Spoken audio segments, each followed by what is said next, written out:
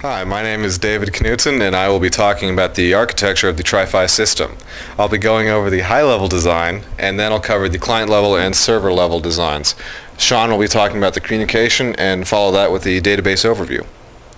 So next slide, we have a diagram of the overall triPhi system. As you can see on the bottom, we have several clients that are roaming the world, doing their client thing, hunting down Wi-Fi. Wi-Fi is also around, and we want to connect these two so they interact with the triPhi system, and also the server interacts with the triPhi system to provide the information to the clients. So on the next slide, we have a overall more detailed diagram. We have the server on the left, and the server is responsible for processing data. The server also hosts our database and fulfills client requests with information from the database. In the middle of this diagram, we have hotspots, which are around and we want to find them, and then also the communication between the server and the client. On the right side of the diagram, in yellow, as you'll see, is the triPhi client, which hosts our user interface.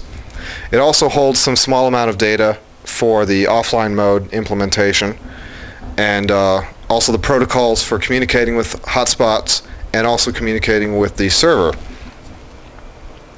So on the client side, we have the responsibility to detect hotspots. This is built into the iPhone, and this information is used to populate and update the Wi-Fi database, which is hosted on the server. It also hosts the user interface, which is where the user interacts with our system. The user interface is where your map is displayed, and it also stores data for offline mode. All the users' preferences are set. They get the information that they require in order to go out and find internet. And finally, the client is responsible for some communication. It sends requests and receives hotspot information from the server.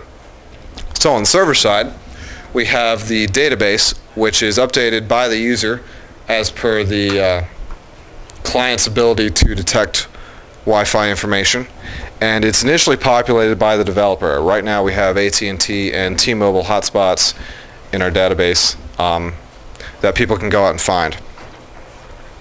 The server also is responsible for processing the data, managing our hotspot statistics, such as when the last upload time was, when we last saw this particular hotspot, and its current strength. Finally, the server has a request handler which communicates with the client and fulfills their request for information.